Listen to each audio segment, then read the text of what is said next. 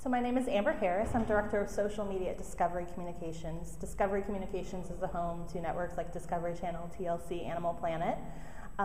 We have a team in-house, so we do all of our social media in-house, and it's 11 people strong right now. We manage 75 Facebook pages, 23 Twitter accounts, and really our charge is building community with fans and then figuring out how social can support the other areas of our business. So everything from driving tune-in to our networks, to driving page views and video streams on our websites, to gathering insights. You know, Twitter, Facebook, social media is a real-time focus group.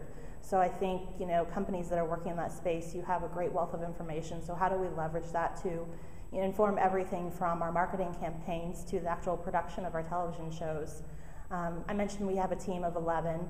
We kind of bill ourselves as an in-house agency. So we have a client service model where we have certain team members who are assigned to certain networks and shows, and their primary responsibility is across social platforms, so Facebook, Twitter, GetGlue, you know, emerging platforms, and engaging with fans on those platforms, and then working with the networks to provide the insights, information that they need to do their business.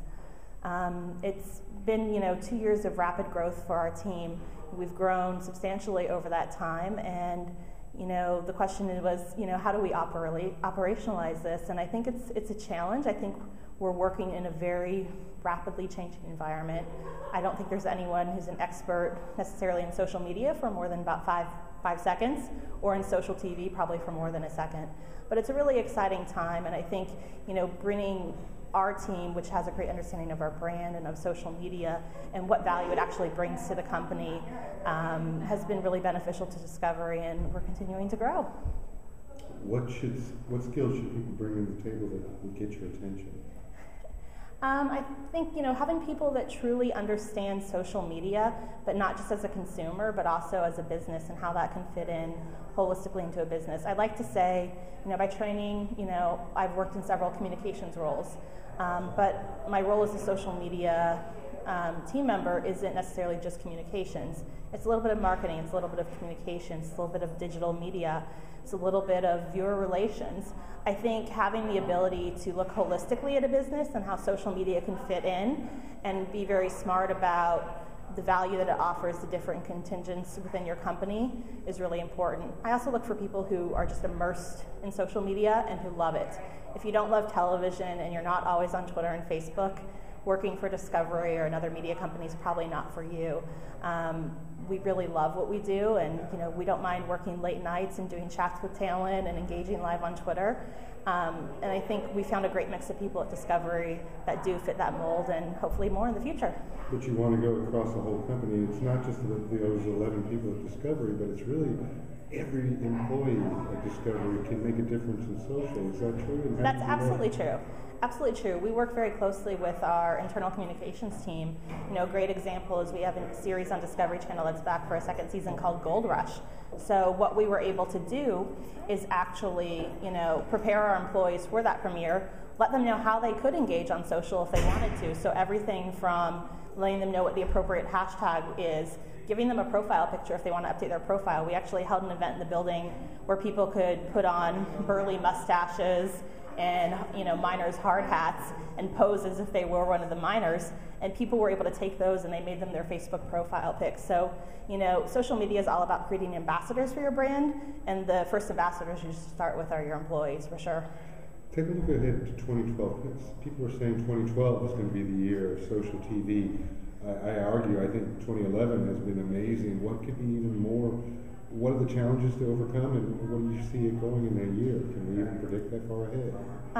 I wish I had, you know, a crystal ball that I could, you know, say exactly where we're going to be. I think we're going to see more integration of social actually into the on-air experience, and I think we're going to see, you know, great opportunities for brands to really be additive in the space.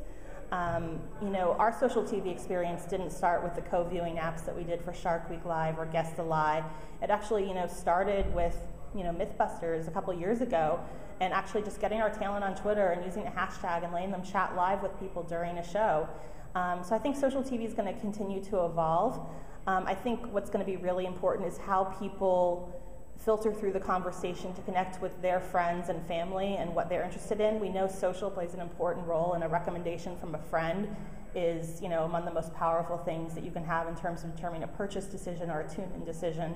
So I think that's really kind of where we're looking at how social, is surfaced in that way, and how you're able to nexus with your friends, people you know, but also people you don't. Facebook, EdgeRank. How do you think of all the changes, and has it affected operations? Absolutely. I mean, I think like a lot of companies, because we have so much under our belt, we use third-party publishers. So I think we saw some changes with, the recent updates that kind of penalized, in some senses, third-party publishers. So we certainly changed our operations, and I think that's an important thing about having our social media team in-house, is that we were able to very swiftly notice that with changes we were seeing a decrease in impressions, decrease in engagement, and figure out strategies around that and how we can make sure that we are connecting with our fans. So whether it's posting manually or trying to be more graphical, we're always looking to optimize that, because people clearly have liked our brands. We have 46 million likes across our pages. They clearly love our brands, and we want to make sure that we're able to bring them compelling content and that we're getting to them.